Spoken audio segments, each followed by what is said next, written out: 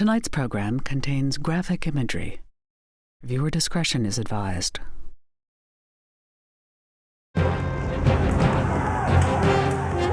Tonight on Frontline, Tiananmen Square, June 1989. People started to scream at us, take pictures, take video, tell the world what's going on. They're killing innocent people. In the wake of a bloody crackdown on pro-democracy demonstrators, one solitary man defied the awesome power of the Chinese state. This man just went out and he said, stop. And the tank stopped. But who was he? In a sense, he stood for the ordinary people. And what happened to him? He just melted into the crowd and he was gone. Tonight, veteran filmmaker Anthony Thomas investigates the fate of this heroic figure. For over a year, we also followed every lead. And explores the bold gamble of China's leaders to quell the spirit of Tiananmen. How do you prevent the fire from spreading? Through their open embrace of capitalism. It is an amazing miracle what has happened since 1989. Tough political repression. If you've ever seen security people manhandle a Chinese citizen, they're really brutal. And strict censorship of the media. But not one single image of Tank Man. Leading U.S. companies like Google, Yahoo, Cisco, and Microsoft have compromised their duties as responsible corporate citizens. This was not something that we did enthusiastically or not something that we're proud of at all. Tonight on Frontline, the story behind one of the most powerful images of our time. What this young man did was in effect change the world. A search for the meaning and the mystery of the Tank Man.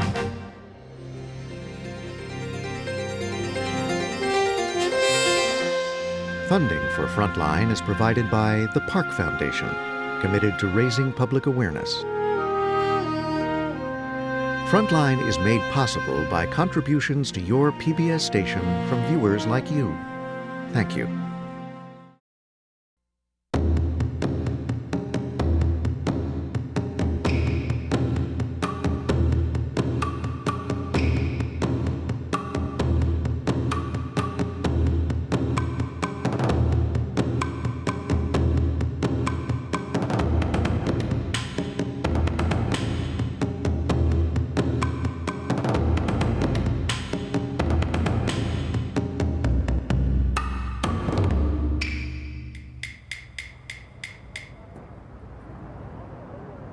Tiananmen Square, Beijing, the largest public space in the world, created on an inhuman scale. The monumental public buildings that line the edges and the vast treeless spaces in between speak of the insignificance of the individual before the might of the state. The atmosphere here is edgy. Even with permits and government minders, our filming is constantly interrupted. Soldiers, policemen, men in plain clothes all demand our papers. The authorities here are afraid of cameras. They know their power. They have hundreds of them trained on Tiananmen Square. Their cameras. Cameras in other hands are considered dangerous, and with good reason. This place can be a powder keg. On a June night in 1989, Tiananmen Square was a war zone.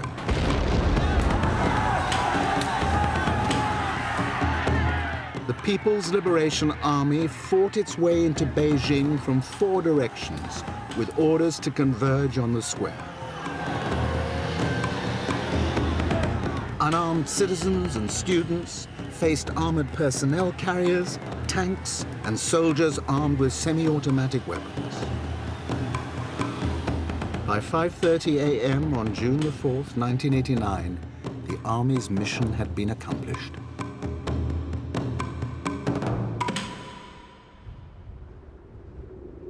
Gradually, the dawn came up.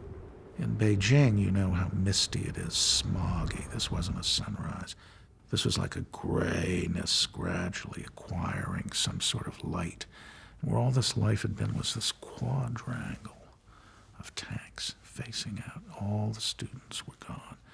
And I just stood there and I watched.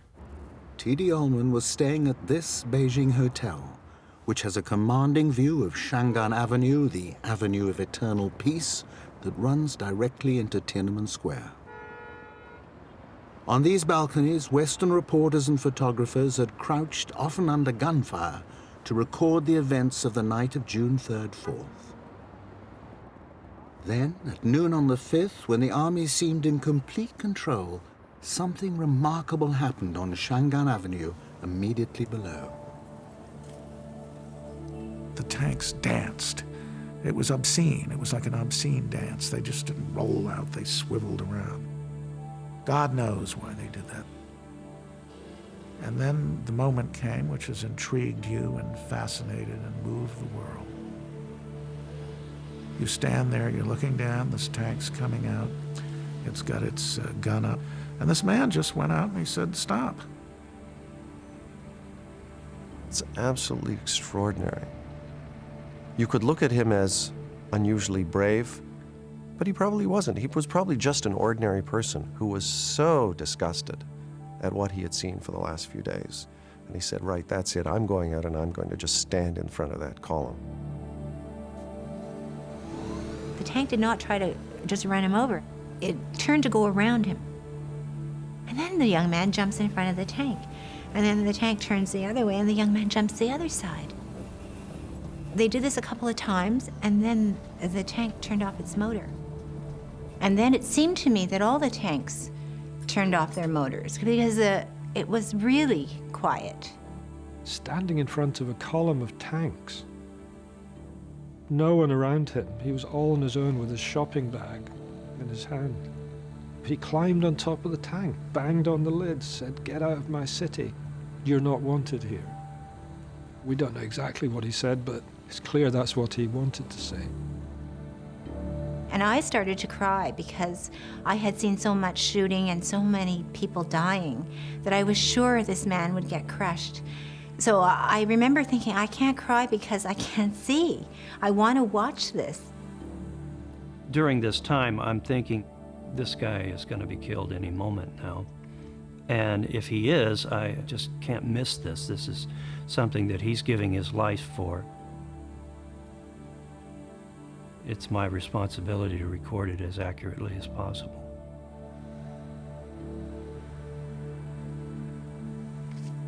And then after a while, the young man jumps down and the tank turns on the motor and the young man blocks him again. I thought, he's just going to get crushed.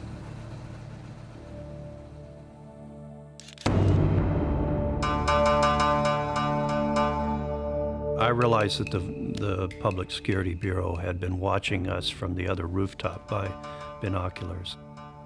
So I went in and took the film out of the camera and reloaded it into the plastic film can. And went into the toilet, took off the top of the toilet and put it in the holding tank, put the toilet top back on. And shortly after that, probably 10, 15 minutes afterwards, the Public Security Bureau broke through the door. They got one other roll of film from the shots that I'd taken from the night before, and they were pretty satisfied they'd cleaned up the situation. About a day and a half later, I worked my way back through the back streets to the Beijing hotel, and luckily nobody had flushed the toilet.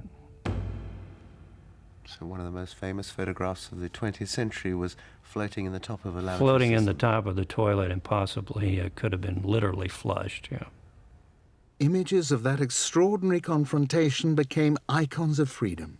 They have been reproduced on T-shirts and posters ever since. President Bush commended his courage, and leaders the world over hailed him. He became an inspiration to millions, and he changed lives forever. For all my years conducting investigation of human rights abuses, I never forgot this young man who stood in front of tanks. It's not only me never forgot, the world did not forget him. I spent, years in the labor camp. I confronted the regime also in the labor camp. That image actually played a key role to me. He wanted to change China, but what he did was help to change the Soviet Union. I went to a number of countries in Eastern Europe before the Berlin Wall came down, and I was complimenting their courage. They said, if that kid in China stood in front of those tanks, we can do what we're doing. What this young man did was, in effect, change the world. Within minutes of his incredible act of defiance, Tank Man was hustled away, by whom we do not know, and vanished. And still we have no idea of his fate or who he was. But to some it appears he was not a student, more likely an ordinary working man. He didn't look at all like a student. He looked like someone on his way to work, or who'd just knocked off and was on his way home, doing the shopping on the way home. In a sense, he stood for the ordinary people. The protests that climaxed with the Tank Man's lonely act of defiance had begun 5 weeks earlier with a mass student demonstration, and in most Western media continued to be treated as a student phenomenon. But there's much more to this story. The students had touched a nerve, and soon everyone seemed to be out there protesting against hardship, government corruption, and 40 years of repression. In Tiananmen Square and on the streets of Beijing, in cities right across China, there were tens of millions of tank men.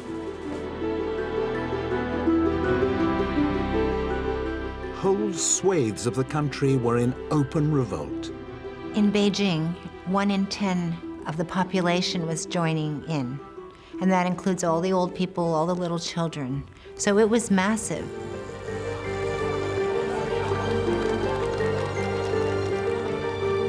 There were people in heavy earth-moving equipment. Honey bucket collectors in a tank truck came in. There were the pilots, there were hotel workers. It was just a carnival of protest. All the groups were out there with their own banners saying, "We are the Beijing journalists. We demand press freedom. We demand the right to tell the truth." You had doctors and nurses and scientists and army people demonstrating. The Chinese Navy was demonstrating. And I thought, this is extraordinary, because who's left? It's just the top leaders who aren't out there. People thought that the old regime was somehow about to fall. And indeed, it was hard to imagine how it could be otherwise at that moment. For the very first time, press and television were reporting freely and truthfully. The virus of freedom quickly spread. You could feel something uncontrollable building. And of course, from there, it moved outward across the country. Uprisings occurred all over China, in at least 400 cities. We know this from the Chinese press and from their own military museum, all the way from Mongolia in the northwest down to the southeast near Hong Kong. And from these cities, hundreds of thousands of supporters converged on the capital. The students had started the protest hoping to cleanse the party of graft and corruption and encourage free speech. They sought reform, not revolution.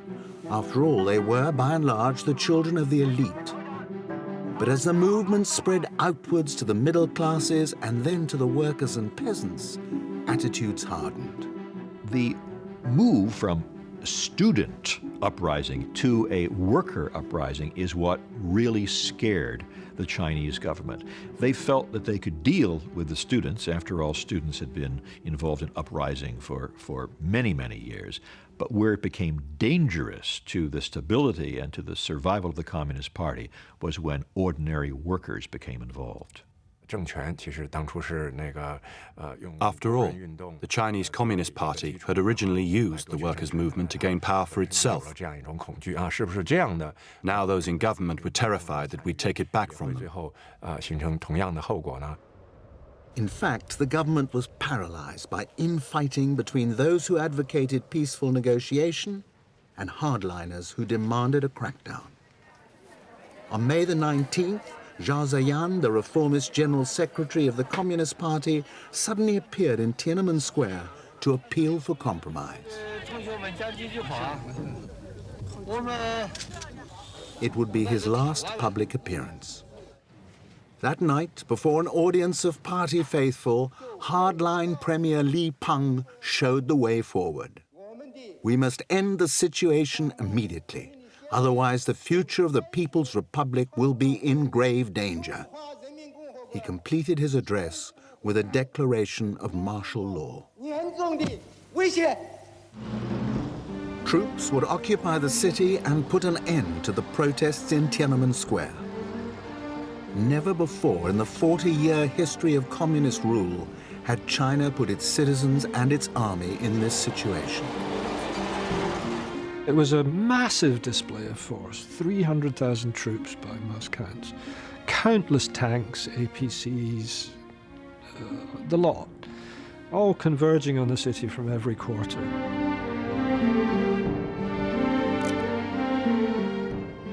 Beijing's response came as a complete surprise, both to the army and to the government. The people just flooded out and physically, with their sheer numbers, simply blocked the road. Flood tactics, flooding them with people so they couldn't move. The army at that point wasn't willing to run over people and shoot people, to their credit. The scene that greeted my eyes was just unbelievable. I could see for about a mile in the distance endless serried ranks of transport trucks, completely surrounded by tens of thousands of people.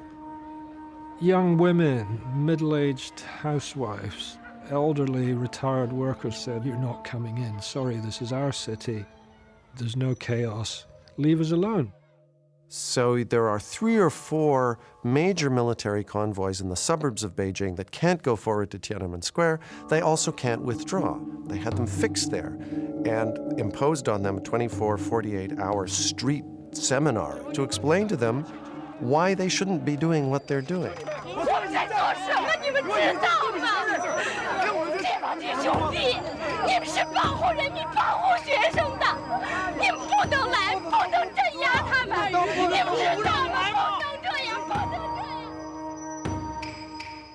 And I witnessed a mother with an infant talk face to face with the soldiers in the truck, telling him it was a very peaceful city, and what we did was to just ask for more freedom for the people. So you had these wonderfully touching moments of the people appealing to the army to join them and feeding them and giving them water and saying, it could be your son, it could be your daughter. The citizens were also quite clever. They brought their children and asked them to say to the soldiers, "How are you, Uncle Soldier?" The soldiers were touched and they said, "We won't kill our people." And these sort of doe-eyed, puzzled soldiers who were mostly country people weren't experienced with big city life, wondering what was going on here and not wanting to hurt anybody. 4 days after the attempted entry, the army withdrew to bases outside the city. Beijing was euphoric.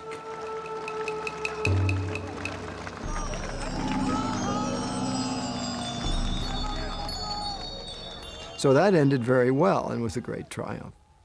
But it also was an enormous humiliation for the leadership. They had been thwarted, and they had lost face, and they weren't going to let it happen again. The party elders feared that the whole edifice of communism was going to collapse, like it was collapsing in the Soviet Union and in other parts of Eastern Europe. They needed to make a stand, and a bloody stand, to show their population, and in fact to cow their population back into submission. Over the next 10 days, Supreme Leader Deng Xiaoping hatched a new plan. Troops armed with semi-automatic weapons and backed by tanks were drawn from military districts across China.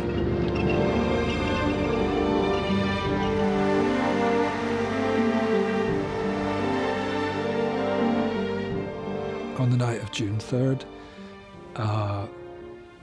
huge invasion force coming in again from all directions, but mostly from the west, this time with live ammunition. This time, strict orders, the square must be cleared by dawn on June 4th. The instructions to the troops said, we don't want bloodshed, avoid bloodshed. But the other instruction to the troop, which was ironclad, was the square has to be cleared by 6 a.m. No bloodshed on the one hand, have to clear the square on the other. Here's your tanks, here's your ammunition. And so I think the soldiers were caught in a dilemma. To block the army's advance, the citizens barricaded all the main road bridges and intersections with buses, trucks, heavy earth-moving equipment, anything they could lay their hands on.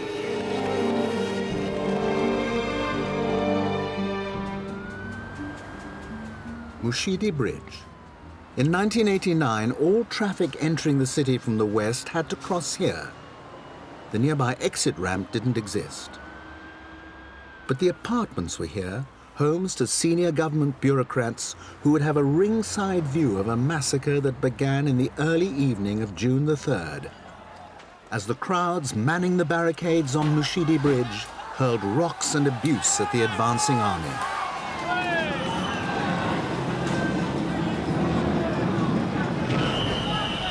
Armored personnel carriers came, and they began to ram the buses. Somebody threw some type of gasoline-soaked rug into the buses, and the buses illuminated with fire.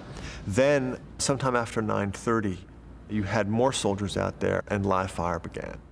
The first rounds of fire catch everybody by surprise. The people in the streets don't expect this to happen. They shot, randomly toward all the sorts of direction. 2 people, 1 meter in front of me, were shot down. Angry citizens were everywhere. People just couldn't understand why this country and its army, the People's Army, would slaughter its own people, the Beijing citizens. People still pour into the streets. This is the amazing thing. People were just so angry, so furious at what was happening in their city that they were not going to step back and let the army do what it was doing.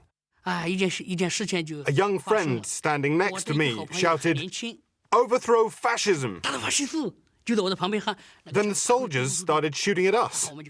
We immediately threw ourselves to the ground. The group of people I was with, they were Chinese people, began to run. I basically hit the dirt and snuggled up against a curb while this shooting was happening. I could see people behind me falling. Troops began to fire in all different directions. Many people, children, women, ordinary people, were shot standing on their balconies looking down at this spectacle. They just raked the buildings with their gunfire, and they were shooting people. People were being killed in their own kitchens. Everybody was frightened by this overwhelming use of force.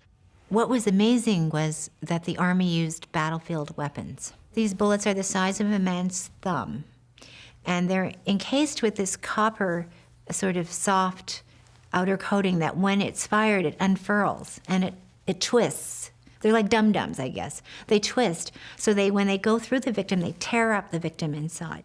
It's the kind of ammunition an army wants in the field because it creates much damage and incapacitates the other side because of the medical burden of dealing with this kind of casualty. It's not the sort of thing that should be used in an urban setting.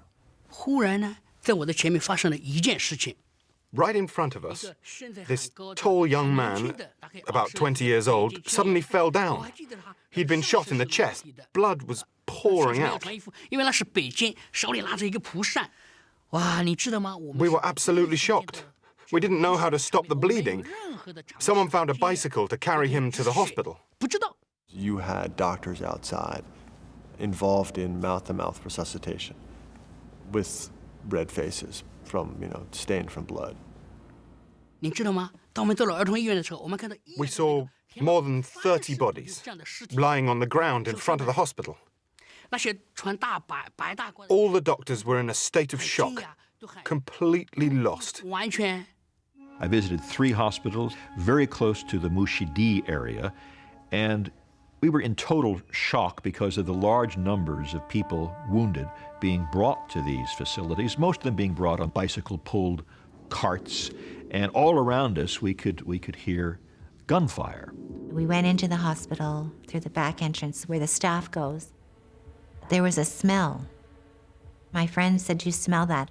And I said, "I smell something sweet." And she said, "That's death. That's what you're smelling." People started to scream at us, "Pai dian shi, pai dian shi." Take pictures, take video. Tell the world what's going on. They're killing innocent people. Chang'an Avenue cuts right across the city and was the main route of the army's advance from the east and the west. On the night of June 3rd, it was barricaded and defended at every major intersection.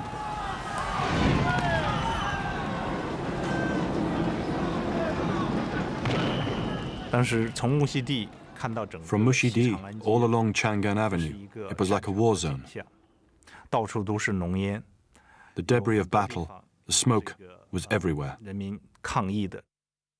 Every time a blockade was knocked down, going east from Mushidi, another one would be set up at the next major intersection. So the army had to plow its way through a series of blockades.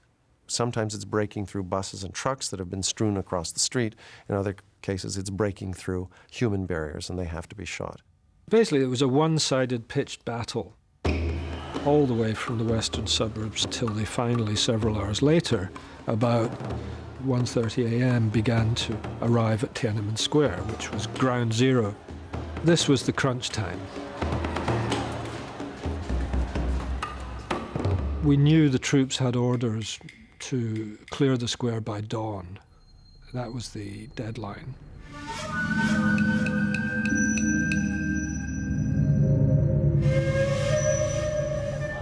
We heard this roar of male yelling and saw on the steps of the Museum of Revolutionary History, and then across the way on the steps of the Great Hall of the People, thousands of soldiers. You saw the glint of their weaponry.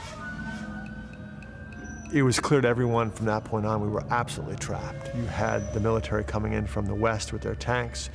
We knew there were tanks coming from the south up Tiananmen Gate, and now on both sides of the square, you had hundreds, if not thousands, of soldiers.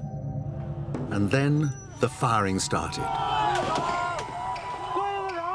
Even at this late stage, many couldn't believe the army was using live ammunition, and they stood their ground. And you just hear this thunderous sound of gunfire. All the gunfire kept going. You could see tracer bullets through the sky. There was a battle going on, and there were only civilians, and they were the targets. One man was shot down. Someone ran up and dragged that man. I didn't. I just kept running. On my left side, someone was hit in the neck. Everyone was running. There was a lot of shooting. A lot of young people were running towards the military, being shot, falling, and then running away. People were running to the square, and they were running from the square. And people were racing to the square on bikes, racing out of the square on bikes. The ambulances started to go in. There was a lot of smoke. The lights were on the square, and there was this continual announcement of, under the martial law regulations, no one should be on the street. If you stay on the street, you will be responsible for what happens to you. This sort of continual base beat of that evening was these announcements. About 4:15 in the morning, suddenly, all the lights in the square went out. Pitch dark. This was very frightening. And then I heard these horrible crushing sounds, like when tanks run over things, crushing splinter sounds. After about 10 minutes, the lights came on again, but not the normal lights in the square. They stayed off. Instead, they put on the special display lights that lit up the Great Hall of the People. It was like this Götterdämmerung effect of the huge, vast, cavernous Great Hall of the People lit up by floodlights. smoke rising all around, and at that point we could see just a river of troops flowing out of the Great Hall of the People onto the steps and deploying in front of the monument to the people's heroes. The students had made their last stand at the monument. They had witnessed the shooting and killing as the armies swept through the square towards them, and many expected the same treatment themselves. But they were wrong. The soldiers held their fire, and the students were offered amnesty if they vacated the square at once. Should we stay or should we go was put to a voice vote among the students there. It was clear to me that the stay votes were much, much, much stronger. But Feng Congde, who was a student leader at the time, said, the goes have it. From my point of view, the important thing was to avoid more injury and death. So I made the decision to lead the students out of the square. 3,000 to 5,000 students and citizens left the square by the southeast corner.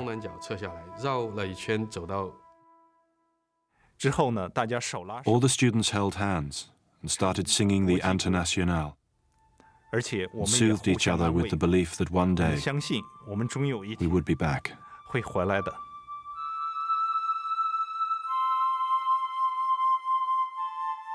I'll never forget those faces, the young people's faces. They were walking out with their heads held high. They'd finessed their retreat from the square so well. They'd performed so bravely. And finally they'd made the right decision. There would have been no point staying there. Everyone would have been killed. Reports in the week after June 4th stated that troops had assaulted the monument and massacred all the students on the monument. Thousands of students had been shot down in cold blood. That didn't happen. Had it happened, I wouldn't be here today. Simple as that.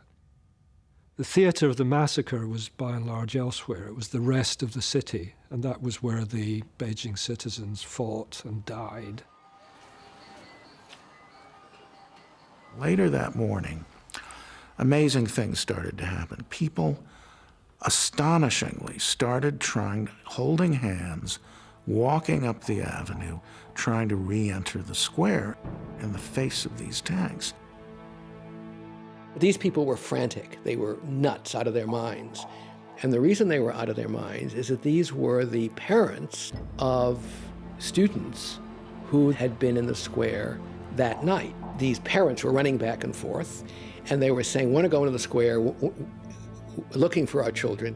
And an officer came out with a loud hailer, and he said, I'm going to count to 5, and then we're going to fire.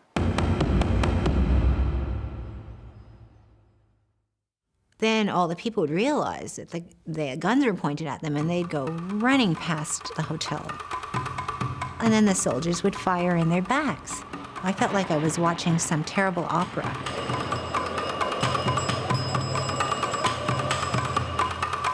And a lot of people went down. 30, 40, 50 people are knocked down. Everybody else ran away. I'm lying in the grass thinking, this is the worst thing ever. This is hell.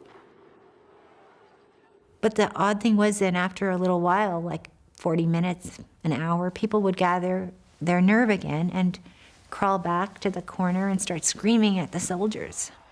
And then the commander would eventually give another signal, and the soldiers would raise their rifles again. And the people go, oh my God, and they'd run away and they'd shoot more in the backs. And this went on more than half a dozen times in the day. It was, to me, unbelievable.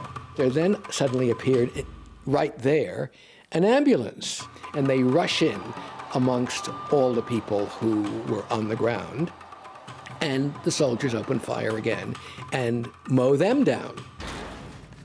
The soldiers shot everybody. Doctors, nurses, rescuers. Everybody was being shot at. This was seen by numbers of journalists who will never forget it. This was a real massacre. This was the targeting and the shooting down of totally nonviolent, innocent civilians. The tactics of overwhelming force that were used had a point. They were meant to shock, terrify, and awe. And they did. Terror works. No one knows for certain how many people died. The Chinese Red Cross initially reported 2,600 and immediately retracted under intense government pressure. The official figure is 241 dead, including 23 officers and soldiers and 7,000 wounded. All we can be sure of is that by the third day, June the 5th, the army was in complete control. Beijing seemed utterly vanquished until an unknown young man made his astounding gesture of defiance. The symbolism of what he did was overwhelmingly clear. He spoke for the Beijing people. Before June 4th, you had millions of people all over China in the cities, up in the streets, peacefully demanding more rights, freedom, democracy, press freedom, end to corruption. After June 4th, what did you have? You had one man, one sacrificial figure almost, who took it on himself to speak for everyone else who had been silenced by that time. But what happened to that young man? The only clue comes in the last few seconds when he was hustled away by 4 men. Their identity is key, but those who witnessed that moment had very different impressions. We don't know who those people were. And, you know, maybe they saved him. Things like that happened all over Beijing in those days. People were wounded. People would pick them up and take them to the streets. People would take people into their homes. I feel very strongly that it was Public Security Bureau people that got him. They were on the rooftops with binoculars and walkie-talkies, and they were controlling the outer areas of the square as you would control any military operation, the high ground. It seemed like they had snatch teams of people they were conducting down below. Even if it wasn't PSB, I seriously doubt he could have gotten past the net of security. Well, if it was the PSB who took him to one side, what would have been his fate? Well, I felt pretty strongly that he was executed. We saw a lot of public executions put on Chinese TV shortly after that. And it was for people that had done far less offenses than embarrass the government in such a way. In the aftermath of the Beijing massacre, tens of thousands all across the country were arrested. Unknown numbers were executed, some are still in prison today. China television portrayed these people as counter-revolutionaries, hooligans, and agents of foreign powers. But they never produced the young protester who had become the most powerful symbol of resistance to the regime. Could that possibly be a cause for hope? I don't think they had him, or they would have, at that stage, displayed him.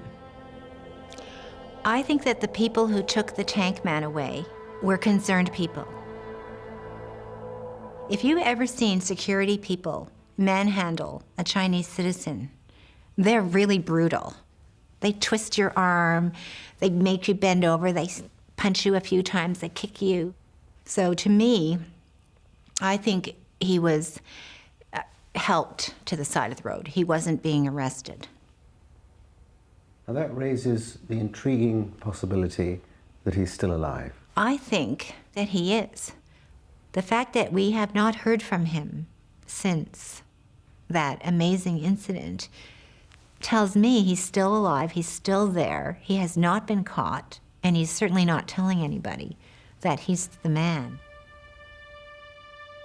If Tank Man has survived, where is he now?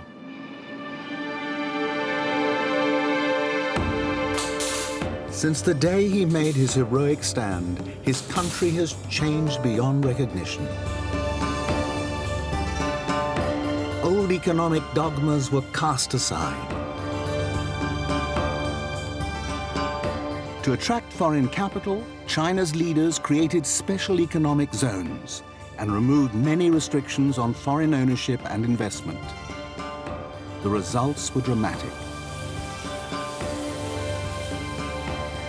15 years ago, this entire skyline didn't exist, just paddy fields. China's rise is the story of the 21st century, and it is rooted in the events of 1989. This was Deng Xiaoping's great moment of genius.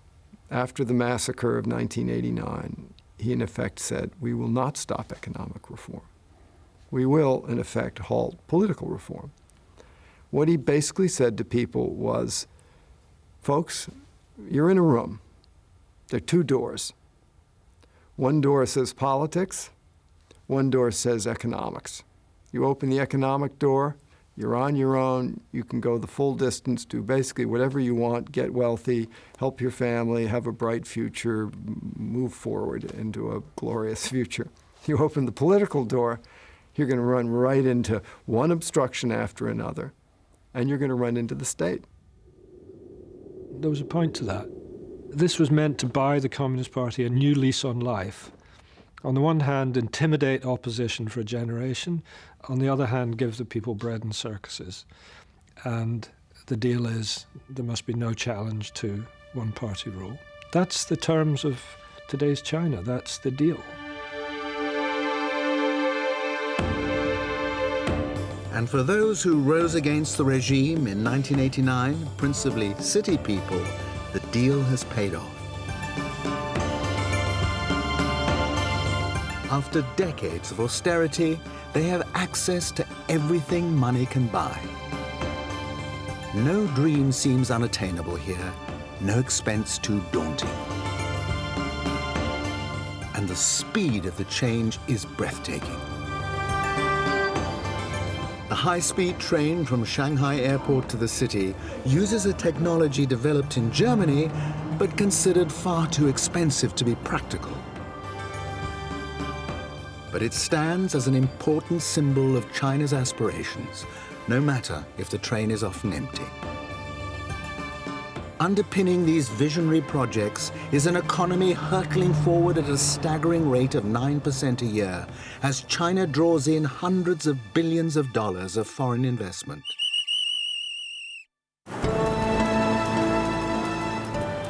Whole production lines have been moved out of the United States and Europe and set up here, turning China into a factory for the world.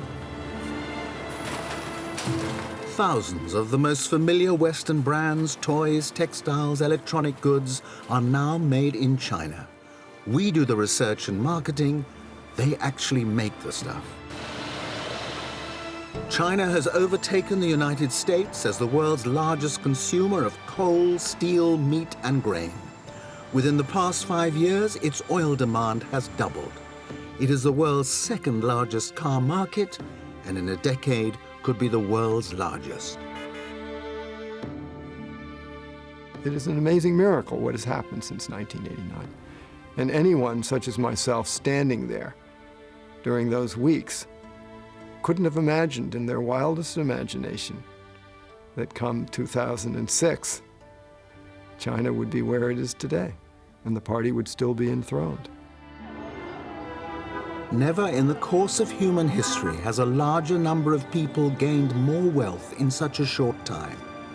Since 1989, China has seen the emergence of a new middle class estimated at over 200 million people. And the improvements have been extraordinary, been massive. And so I think a lot of people have been willing to accept this deal with the devil, to say, all right, things went very badly in 1989, but in a sense we have been rewarded by not asking the government to return to that event and account for the way in which it conducted itself. That social contract, if you will, up to this point has worked quite well for the Communist Party and for the elite and now the new middle class of China. But what about the ordinary men and women on the factory floor, those whose labor keeps this economy on the fast track? If Tank Man were really a worker, where would he be in this new China? Maybe here, if he's lucky.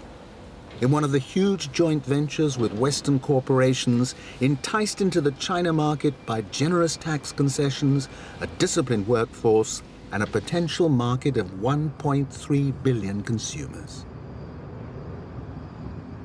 The average pay here is equivalent to $600 a month, meager by Western standards, serious money for an ordinary worker in China. Others are less fortunate.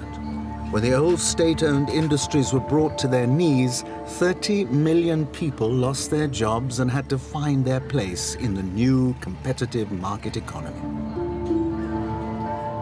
This state-owned steelworks was saved. It had to be. It was the only real employer in a one-industry town. Under new management, output has increased fivefold, but 40,000 workers have lost their jobs. The company school, the company hospital, the company nursery, all closed down. If Tankman had worked for a state-owned industry, where might he be now? Seizing his opportunities in the new China, or struggling to survive? There really seem to be two Chinas today, China A and China B.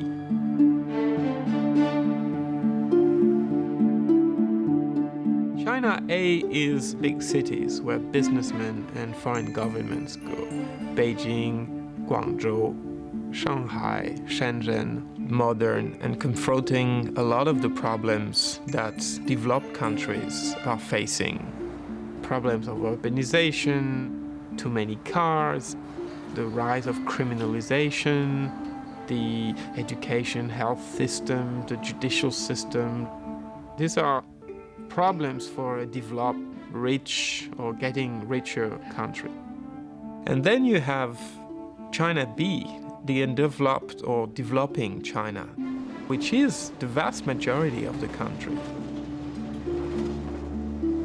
This China is still very poor, not getting better because all the economic growth is concentrated in the cities. They face problems that are really problems from developing countries. Very low education, not enough water, not enough economic resources, not enough infrastructure. It's a profoundly unequal system, and it's a system whose contradictions we see every day are playing out more and more. We are in Anhui province, 300 miles and several centuries from Shanghai. It's a dizzying descent from the skyscrapers and freeways, the glittering boutiques and futuristic train to this.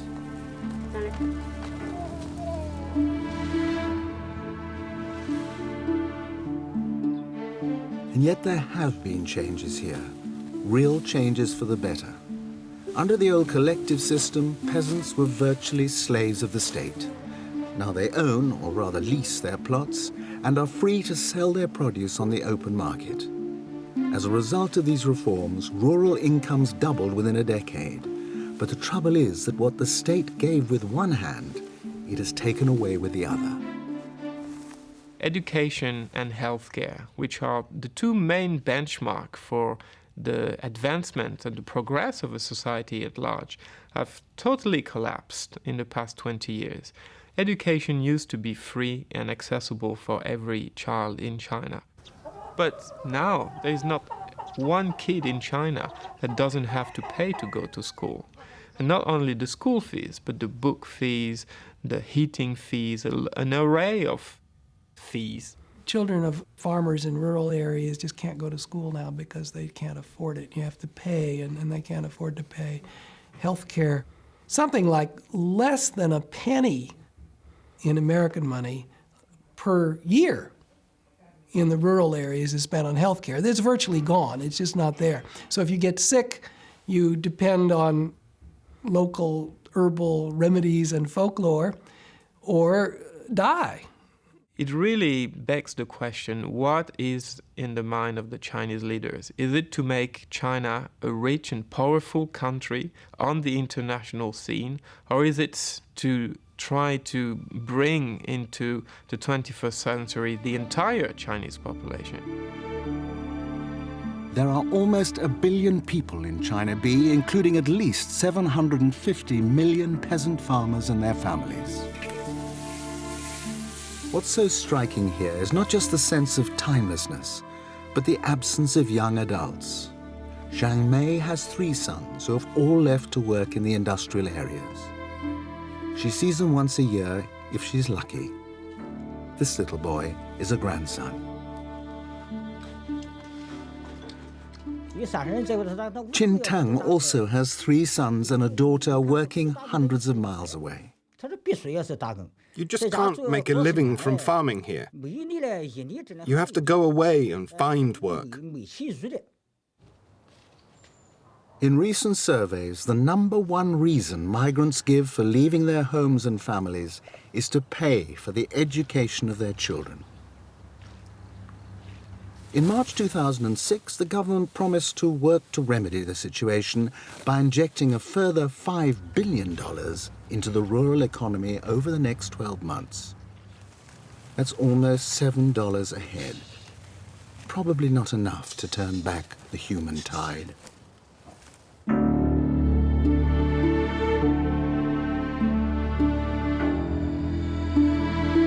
Everywhere you look in China, peasants on the move. Flow and counterflow of hundreds of millions of people willing to accept working conditions and wages that give this economy its competitive edge. It is the largest migration in history and the basis of China's industrial strength.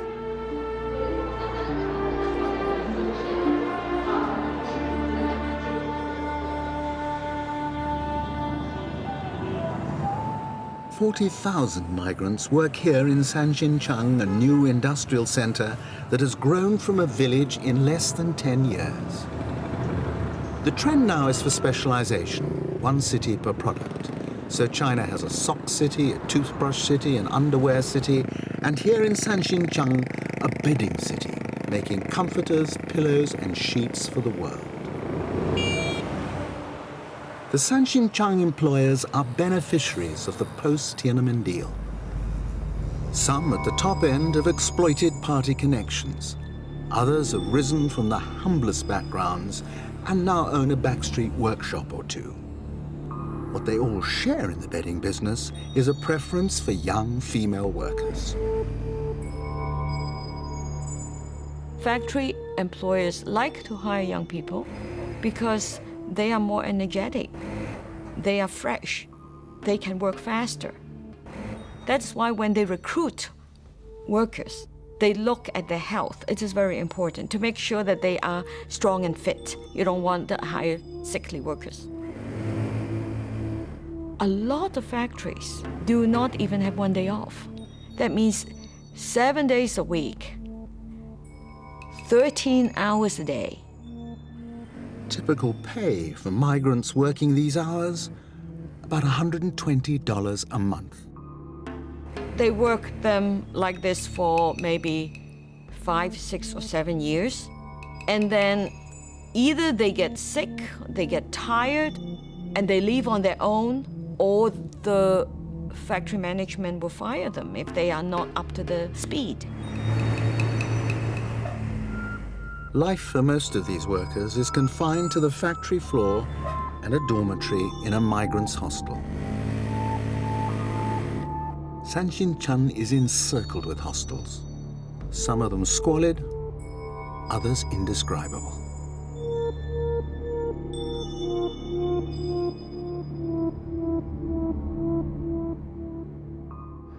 We were allowed to film at the modern Jiangsu Dadao factory. Here, top-quality bed linen is woven for clients from Russia and the Far East to the United States. And the girls who make the stuff sleep 12 to a room. 3 of the brightest were taken off the factory floor and were ready and waiting for our interview. 为什么来这？因为听在我以前也在这边。 Chiju, aged 20, is from Anhui province, where we had just come from. 一点，而且嘛，上班时间比较。 Chiju spoke glowingly of her job at this new modern factory, but were these her real feelings? Impossible to know, with all interviews monitored by government minders. 食堂什么各方面都还挺好的。 We're paid regularly. We never have to work after 9 p.m, and the food is much better than anywhere I've worked before. In spite of the heavy presence in the wings, the girls gradually opened up and gave us a glimpse into their real lives. 家里面嘛，总归反正兄弟姐妹比人家多一点嘛。 Jinli is from Jiangxi province, 500 miles to the south. 自己嘛可以做一点事情。 I'm working here to help my family. Where I come from, all we have is farming. Hong Yan is the veteran of the group at 22. 然后到那个过年的时候，后来我都换厂到大岛来了。初中毕业，然后家里就是生活所迫嘛。 I send all the money I earn back home to pay the school fees for my brother and sister. 现在嘛，手里钱不太多，然后在这边。 But what I earn is still not enough. 有可能嘛，以后出国打工挣点钱回来做生意，因为现在做生意嘛。 Maybe I'd earn more in another country. And then Chiju opened up. 我想要帮你们说，暂时嘛，我就。 I just wish the pay here was better, that the factory would be developed and improved. 这在这边算是。 But at least it's better than the last place I worked in. 我们主要就是奔着以前。 When they were busy, we had to work on right through the night. Some of my friends just couldn't keep going and fell asleep, right there in front of the machines. 没有尊严，没有做人的基本的。 The problems that workers face in China are not just low pay or long hours. 讨价还价的余地。 Workers have no basic rights. They don't even have the right to negotiate with management. Now exiled, Han Dongfan broadcasts a regular phone-in program to mainland China.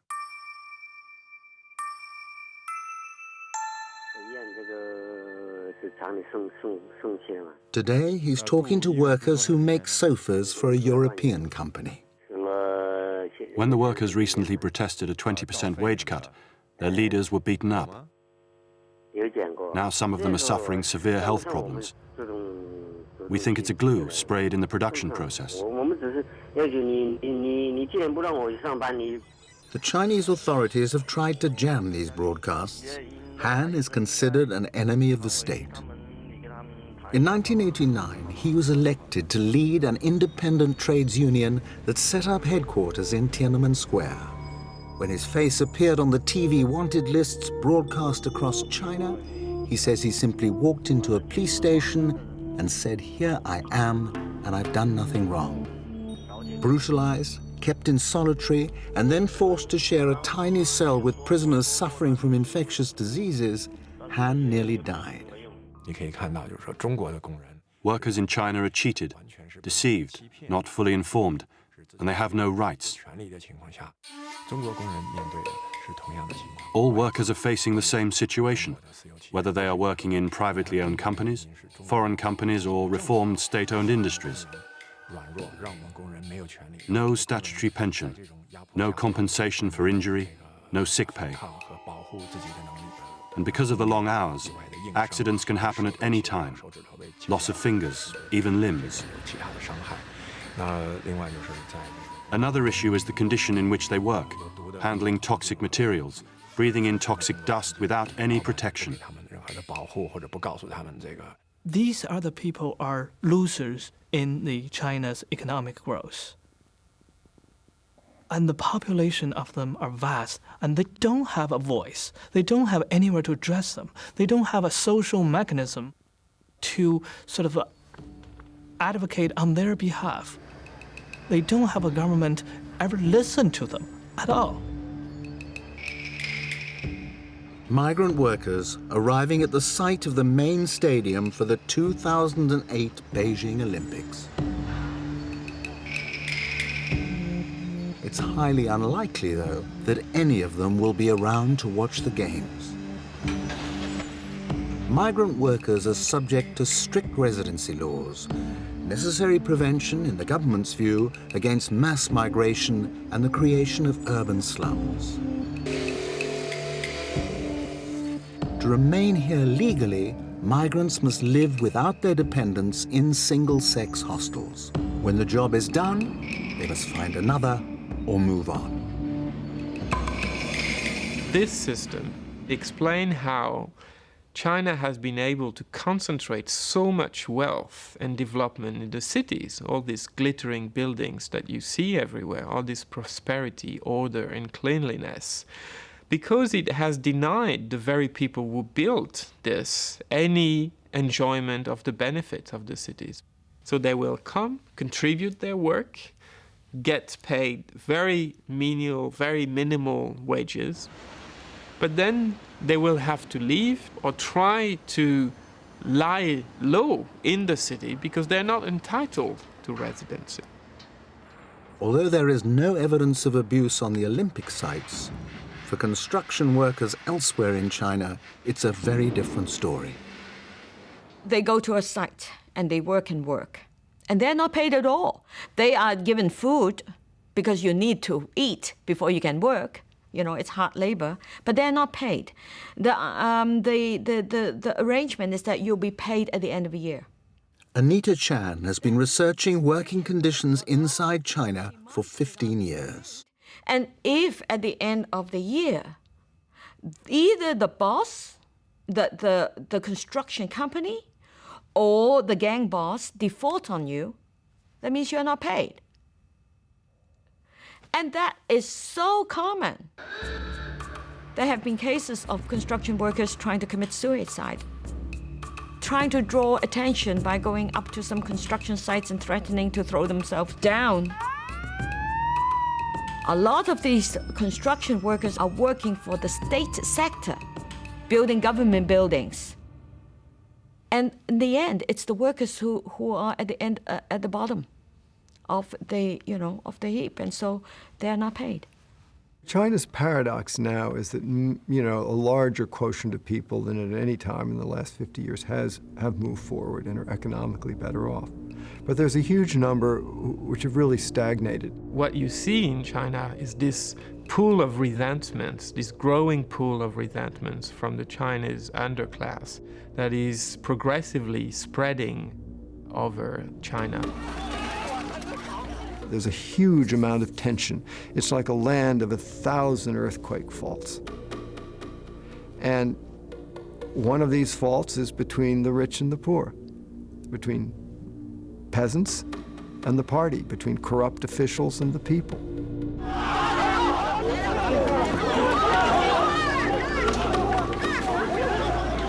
Time is running out. The level of unrest in China is rising.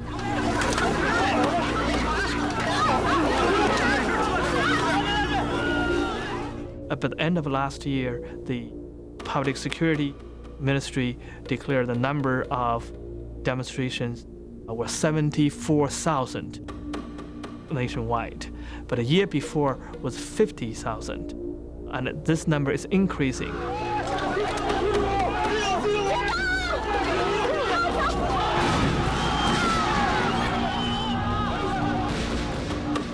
The figure for 2005 has risen further to 87,000 incidents. All over China, the pressure is building. Here, peasants defending their land from takeover by a power company are beaten, stabbed, and shot by hired thugs. One incident in June of last year that happened to be recorded by a villager who was able to smuggle his tape out of the country. One incident in June 1989 that happened to take place under the very noses of Western cameramen.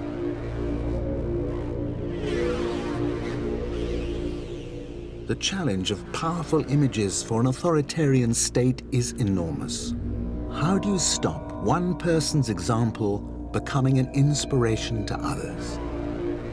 How do you prevent the fire from spreading?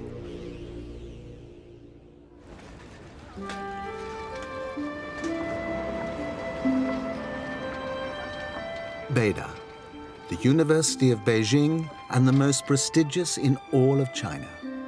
In 1989, Beida was the nerve center of the student movement that would inspire a popular uprising.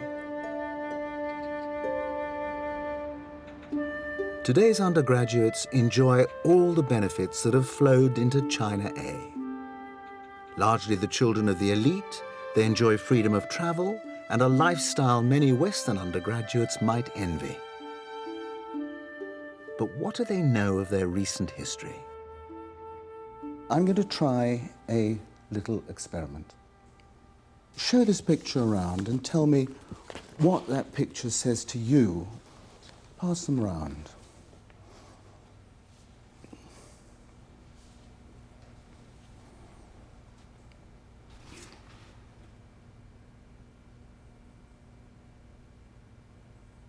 They were baffled. After a long silence, one of them whispered, "Looks like some military ceremony." The boy whispered back, 89. But the girl made no connection. Does it have any meaning at all? 从这张图上呢 Well, I can see 4 vehicles. 这个4样4个装备，然后 I'm not sure about the context. 不太清楚这是一个什么样的场合。It might be a parade or something. 也许是阅兵或者什么其他的，我们可能真的不能。I really don't know. I'm just guessing. 靠我们自己的想象，就是这个不是很清楚。我看不出来。I really can't tell anything from this picture. 对，因为这个 There's no context. 信息量。可以问这是艺术创作。Is this a piece of artwork? Did you make this up? Whatever they might have heard about 1989, it was clear that they had never seen the Tank Man picture. I think it's terribly tragic that Beijing University students who were at the forefront of the May '89 democracy movement, several generations of students later have no conception of what happened, don't even know that this incident of the man in front of the tanks ever happened. Tragic indeed, but not surprising. The image was shown once in 1989 on China television, rebranded as an example of the army's restraint.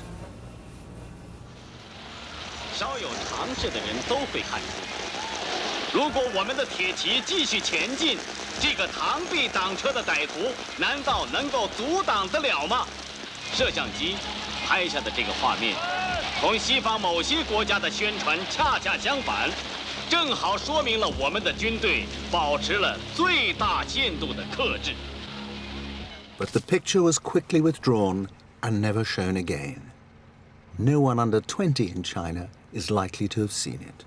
One way the Chinese government has managed to control the dialogue and the discussion of the past is by controlling the media and publishing, and that it's done quite effectively.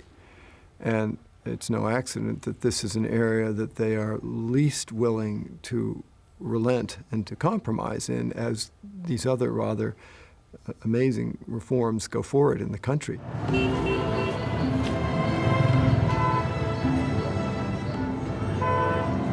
Any regime attempting to combine economic freedom with rigid one-party rule is faced with a challenge. How do you allow in all the information necessary to keep a free market economy running while filtering out anything that contradicts the party line and undermines its authority? Press censorship is one thing, but China already has 111 million internet users, monitored by at least 30,000 internet police. For more sophisticated controls, China relies on Western technology. When we in the West search for images of Tiananmen Square on Google, photos of Tank Man pop up immediately. Move through the selection of 18 pages and Tank Man appears again and again.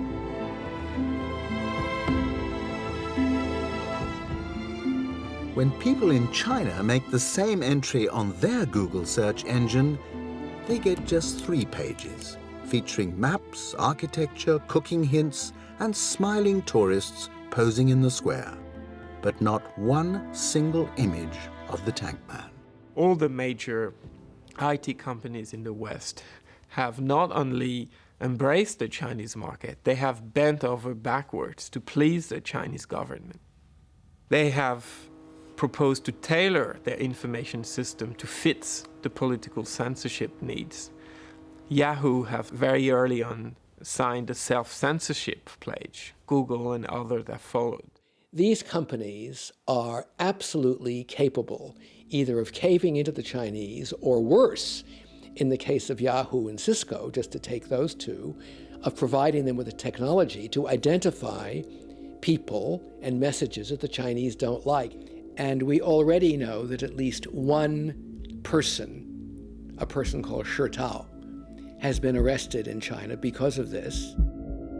Shi Tao was a journalist. His crime? Forwarding to a New York website Chinese government instructions on how their media should cover the 16th anniversary of the Beijing massacre. Yahoo supplied all the necessary information to the Chinese government, including the time the email was sent, the IP address, and the corresponding PC he used. Shi Tao was arrested and put in jail for 10 years. In February 2006, representatives of Yahoo, Google, Cisco, and Microsoft appeared before a congressional committee accused of being accomplices of oppression.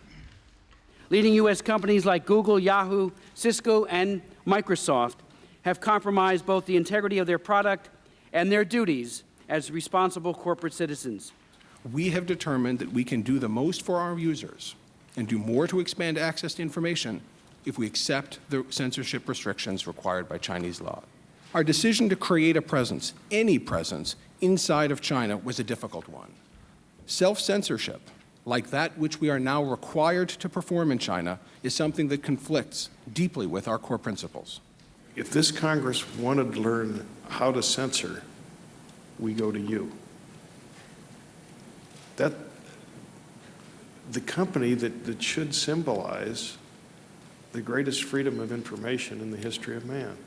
This was not something that we did enthusiastically or not something that we're proud of at all. No one had tougher questions to answer than Yahoo. Women and men are going to the gulag and being tortured as a direct result of information handed over to Chinese officials. When Yahoo was asked to explain its actions, Yahoo said that it must adhere to local laws in all countries where it operates. The Shi Tao case. The facts of the Shi Tao case are distressing to our company, our employees, and our leadership.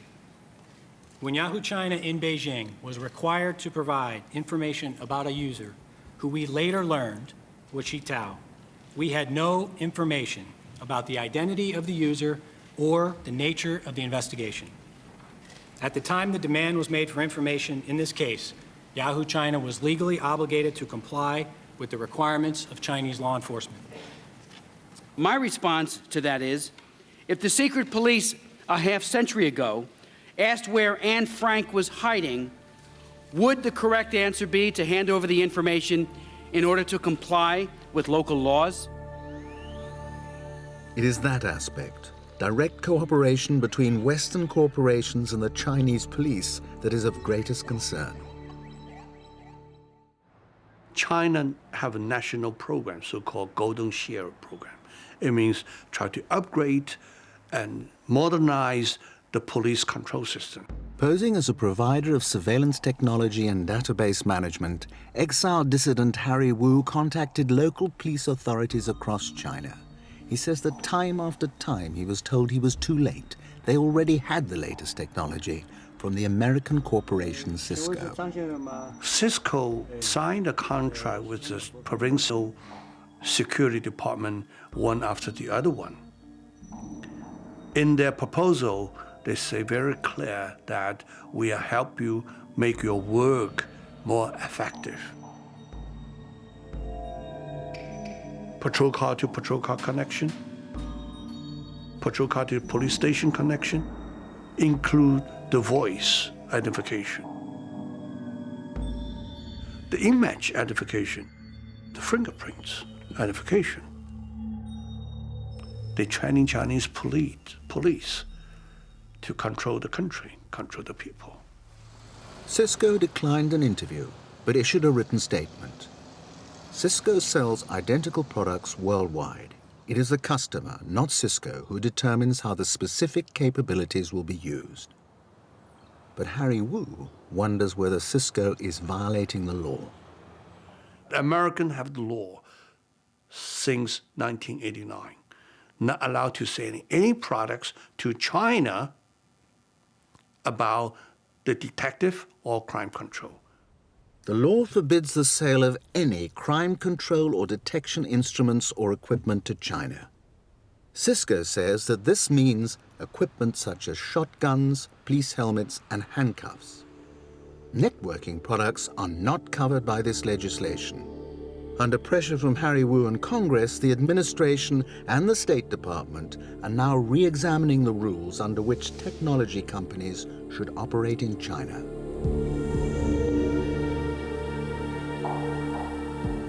But the technology is already there. It has helped make Tank Man disappear, and if another should emerge, that technology could facilitate a swift arrest.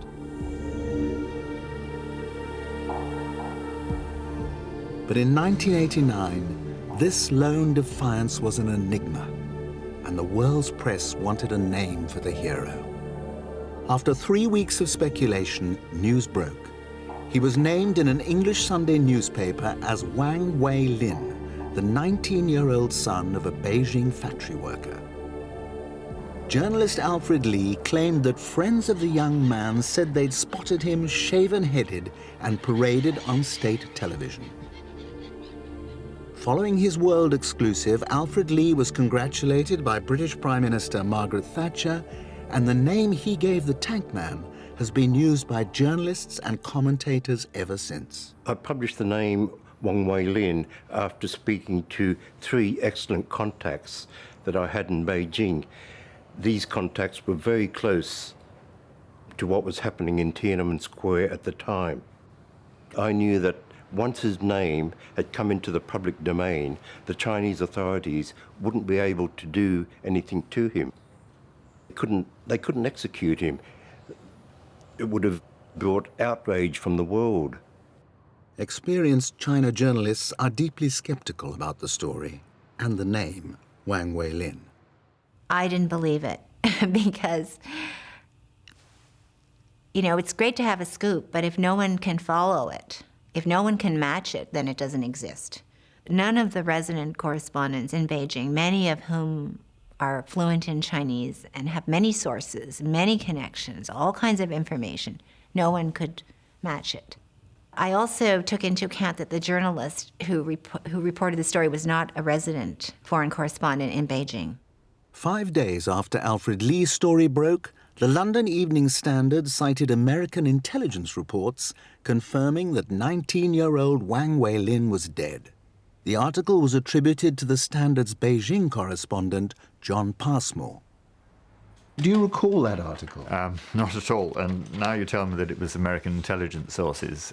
I know it couldn't have been me writing it because I didn't have any American intelligence sources. I had British diplomats who helped me, but not Americans. So you don't have any evidence that he was executed? No, I never knew who he was or what happened to him. I mean, is that usual? Because it's your name there. Is it usual that reports are attributed to a journalist but actually wasn't written by him? Oh, absolutely. It looks so much better if you've got a man out in Beijing and he's written this report. But the report may have come from anywhere. Sometimes it's done out there, sometimes it's done in the office. But I don't remember it, I'm afraid. Well, I remember cobbling a lot of stuff, but not this one. Do you think that's a comment both on China and on journalism? When access is forbidden, we fill the gaps. Oh, yes. Yes, you must have something to fill the gap. The Chinese have a saying, they call it news from the footpath. And it was the rumour mill. And, of course, Beijing was absolutely full of rumours. As for generations, I suppose, Chinese people had their news from their next-door neighbour, because the government said it wasn't going to give them any. And, yes, this sort of thing would have gone around the city like wildfire. And the honest answer, as far as the Tank Man is concerned, is that We don't really know who he was or what he was. And I think because of China, we'll probably never know. Probably not. I followed the paper trail of the reports that appeared in the Western press naming him as Wang Weilin. The reports that he'd been executed, I looked into these, and I just concluded at the end of that investigation that we actually had no idea what this man was called, what his real name was, and we had even less idea of what had happened to him. He'd simply disappeared. There's been only one crack in the wall of silence. In 1990, Jiang Zemin, the man who would soon be president of China, was asked point blank by Barbara Walters. What happened to the young man? I think this young man will be not killed by the tank. No, but did you arrest him? We heard he was arrested and executed. Well, I can't confirm whether this young man you mentioned was arrested or not. You do not know what happened to him? But I think never killed. You think he was never killed? I think never killed. Never killed. This was the last official statement ever made on the subject. Every year at the anniversary, I got phone calls, I have interviews requests, I have journalists, I have teachers, I have students asking me, asking my organization, where is him? Who is him? How is him now? But until now, today, I don't have an answer. For over a year, we also followed every lead, speaking to anyone who claimed to know the young man's name or his fate. Until, like those who had followed the trail before us, we came to understand that it is the mystery that gives the tank man his enduring power. He didn't need to have a name. He spoke for the masses, the many who'd been silenced on June 4th. He was all of them. He didn't need a name. He still doesn't need a name, because the point he made, everyone got it, everyone heard it. It will endure long after this regime has become history. Our journey in search of Tank Man brought us face to face with that other great mystery, China itself. Can the leadership's great gamble of economic reform and political repression succeed? Or will the spirit of Tank Man inevitably rise again? The power of that story is not getting weaker because of the time, because we don't know who he is. It's actually getting stronger. That ultimate spirit of a freedom will last longer than the strength of tanks and machine guns. In the long frame of history, it's the human freedom, courage, dignity will stay and prevail. That picture will testify that forever.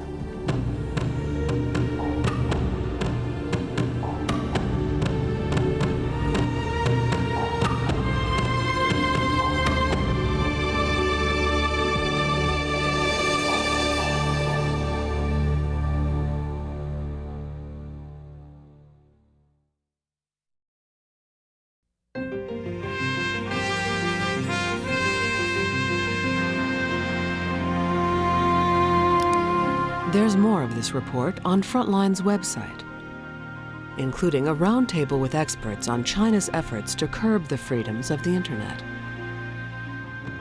a timeline of Tiananmen, and the regime's debate over how to deal with the protesters, a talk with producer Anthony Thomas about his experience making this film, the chance to watch the full program again online, and more. Then join the discussion at pbs.org.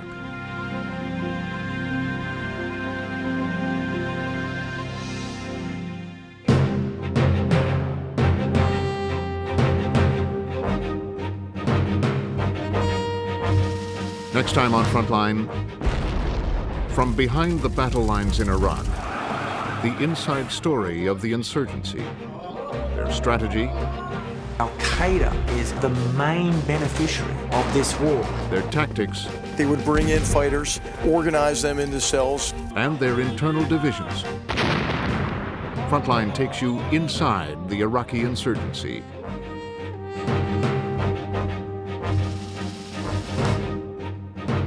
To order Frontline's The Tank Man on videocassette or DVD, call PBS Home Video at 1-800-PLAY-PBS.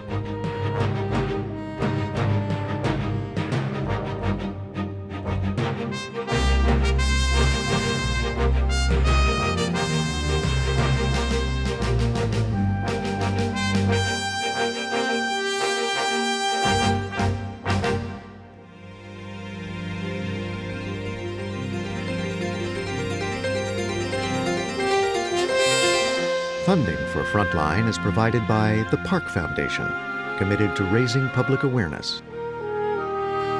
Frontline is made possible by contributions to your PBS station from viewers like you. Thank you.